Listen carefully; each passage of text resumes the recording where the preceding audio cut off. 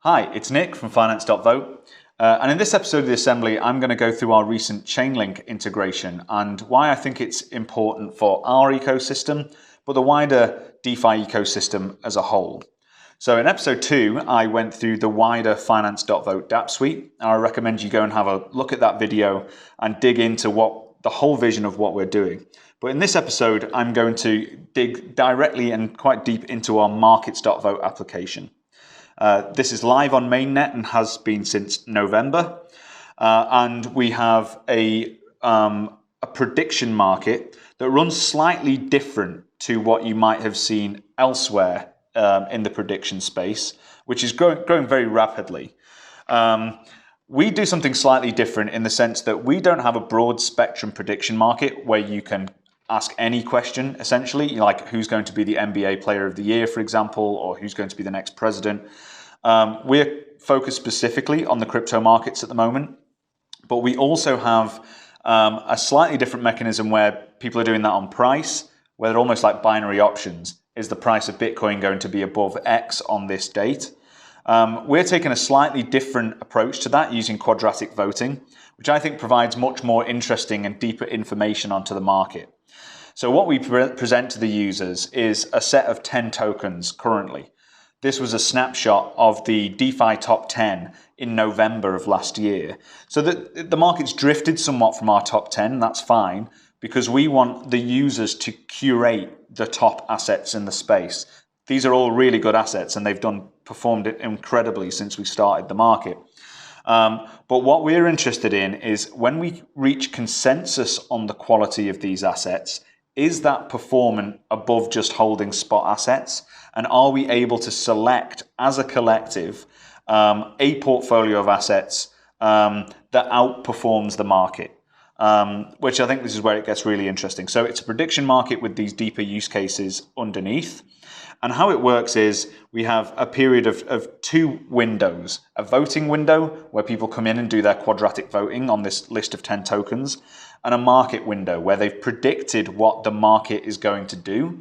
So the votes close, the votes are frozen, and then the market is settled at exactly midnight 7 days later. And that's when we go through a payout moment where anyone who had a vote, so on this one, I think it was in fact YFI that won this. So 159 votes share 100,000 FVT. And that might be, there's people there with 10 votes on that, there's people there with 5 votes, etc. So I think we've got an interesting prediction market mechanism, but there was occasions where our users who were voting on that disputed the outcome.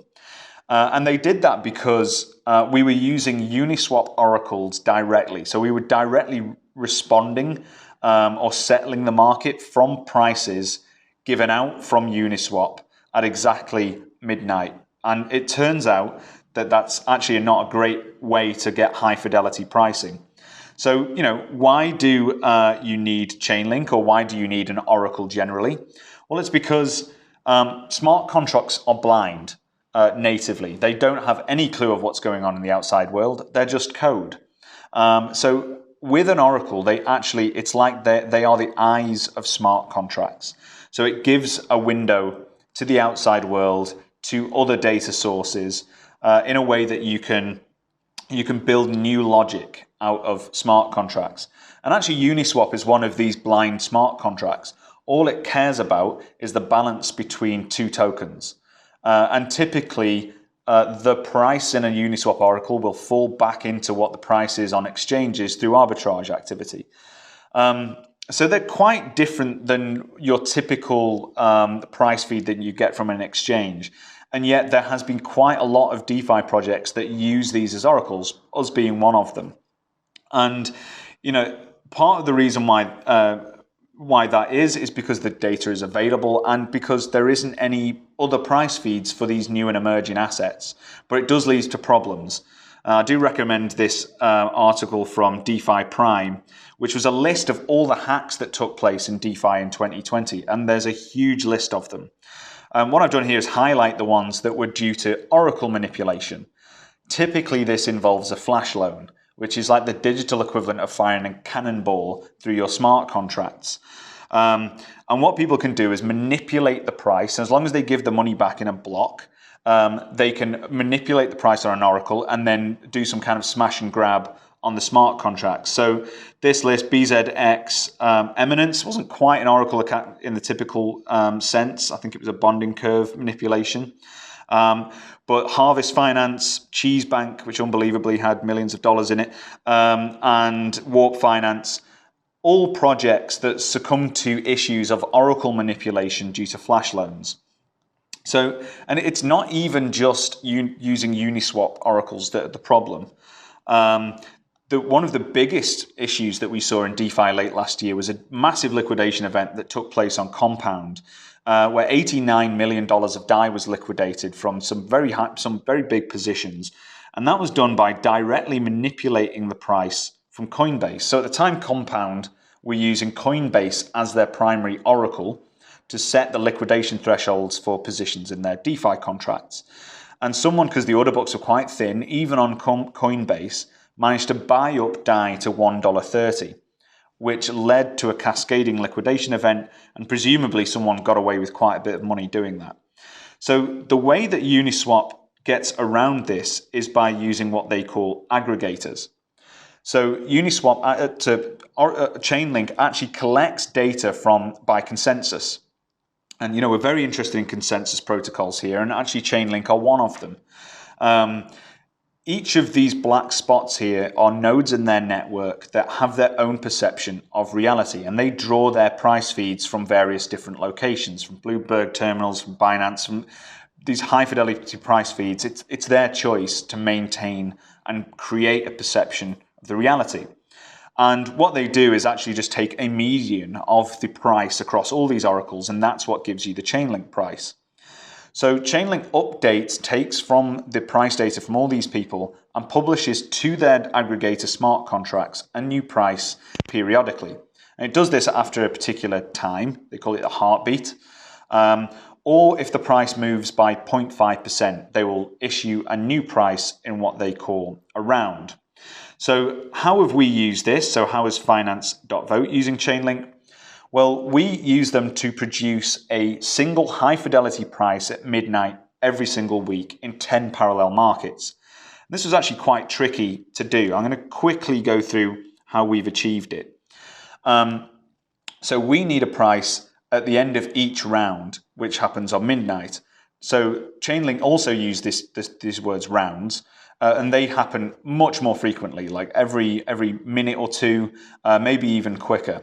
So what we need to do is send out a batch of transactions, actually all in a single transaction, batch of calls to these smart contracts to 10 parallel aggregators and pulling back this price to create a single time view on all of these 10 parallel markets to see what the difference has been in a week and then to pay out our users. So we've achieved this now, and Chainlink has produced some really high fidelity data, bang on midnight. I think we're going to have the best quality data for weekly closes in the DeFi space after this.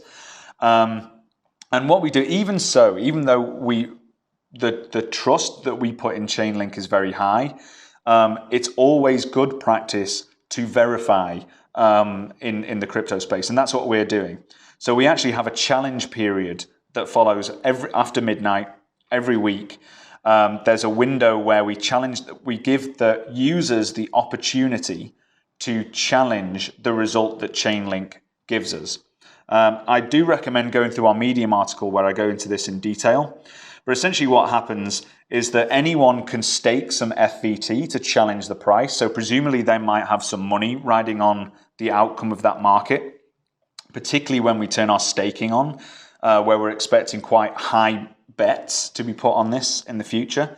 So anyone can challenge the winner by calling our contract in the challenge period. And then they're either vindicated or slashed, depending on what the actual outcome will be. Now, at the moment, it's a management key that will decide what the challenge outcome will be, but ultimately that will be handed off to a DAO in the next few months. So we've not just it's not a simple Chainlink integration we've done. We've had to build our own challenge and settlement procedure to it. And because we've got this really robust process for this, I think that we're intending to progressively integrate into the Chainlink ecosystem. but also build out a process where we as a network add new price feeds to the DeFi space. Now, if you have a Chainlink price feed, then you can be used, for example, in prediction markets like we've done. But you can also be used for derivative assets. So, for example, synthetic assets. In fact, synthetics are one of the main users of Chainlink oracles. And I'm presuming as soon as there's other oracles available, they'll start making synthetic assets with them. So we've reached an agreement with Chainlink where they will add new Chainlink feeds to their palette of price feeds by governance decision from our token holders. So there's going to be two mechanisms for our users to influence the creation of new Chainlink feeds, which we think is really significant. So the first way this can happen is basically through this price sorting mechanism in our new tokens market. Now, since January last year, there's been 13,000 new cryptocurrencies hitting the market. That's largely due to the permissionlessness of Uniswap, and things are starting to get really noisy. You might have noticed there's been so many new tokens hitting the market that you can't keep up with it. And this is what we're trying to do, is to create an iterative game whereby people vote on the quality of tokens, which means we can go right down to these new tokens that come out by the minute and incentivize our users to filter them out, to pick out the good, innovative projects from the digital noise that's elsewhere in the space. So our users will pick out the good tokens, and if they get to the very top of our selection mechanism, they will gain a new Chainlink price feed, which is pretty exciting. But we'll also give you a direct choice. So next month, we're going to release our Influence DApp, which is a snapshot voting tool. It uses quadratic voting, and you will be able to vote on what token you want added into our list and also added to Chainlink's price feed palette. So we think that's really significant. For me, you don't really exist in DeFi unless you have a Chainlink oracle that can be used for things like derivative assets and other really important DeFi primitives that are coming out into the near future. So we think this is a really significant integration. We're looking forward to seeing how this plays out. And for now, goodbye.